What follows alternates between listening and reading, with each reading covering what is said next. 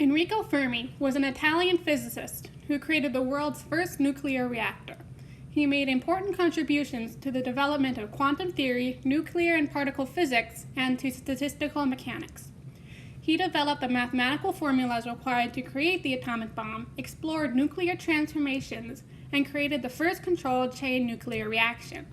He was awarded the 1938 Nobel Prize for Physics. He has been called the architect of the nuclear age and the Pope of Physics.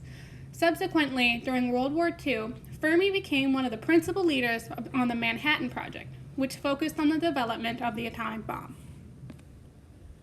Enrico Fermi was born on September 29, 1901, in Rome, Italy. When he was 6 years old, Enrico began to attend an elementary school, which was chosen because of its secular establishment. He showed great talent, especially in mathematics, and by the time he left elementary school at the age of 10, he was contemplating experienced mathematical formulas. He was an outstanding student throughout his education, being clearly the most able in his class. He enjoyed science and spent much time building electric motors and mechanical toys. However, in 1915, when Enrico was 14, tragedy struck the family when his brother Giulio died undergoing a minor operation. This, of course, had a deep and lasting effect on Enrico, who, already somewhat introverted, became even less outgoing. In 1923, Fermi was awarded a scholarship from the Italian government and spent several months working alongside other scientists in Italy.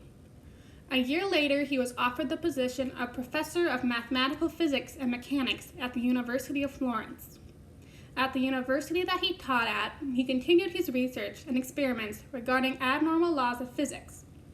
In 1934, Fermi began his most important work with the atom, discovering that nuclear transformation can occur in nearly every element. One of the element atoms that he split was uranium. This work led to the discovery of slowing down neutrons, which led to nuclear fission and the production of new elements beyond the traditional periodic table. Fermi was then elected professor of theoretical physics at the University of Rome, a post that he retained until 1938 when he immigrated to America. Fermi was also awarded the 1938 Nobel Prize in Physics. This prize gave him an excuse to leave the then dictatorship that was Italy and move to America, where he continued on to do his most influential work. His experiments during this time led to the atomic pile and the first controlled nuclear chain reaction, which took place on a volleyball field beneath Chicago Stadium. This was the famous Chicago Pile 1, which was the world's first man-made nuclear reactor. The first human-made, self-sustaining nuclear chain reaction was initiated in this experiment. Its construction was part of the Manhattan Project, the Allied effort to create atomic bombs during World War II. It was built by the Manhattan Project's Metallurgical Laboratory at the University of Chicago. The nuclear release was initiated on the 2nd of December in 1942, under Fermi's supervision. However, this nuclear reactor was not meant to produce electricity, but to produce plutonium, a fuel for nuclear weapons. As he had achieved the first controlled release of nuclear energy, it is not an understatement to say that a new era had begun. In 1944, Fermi became an American citizen, and in that year, he began to take full part in the Los Alamos project to build the atomic bomb, and he taught various courses at Los Alamos for the scientists taking part in the project.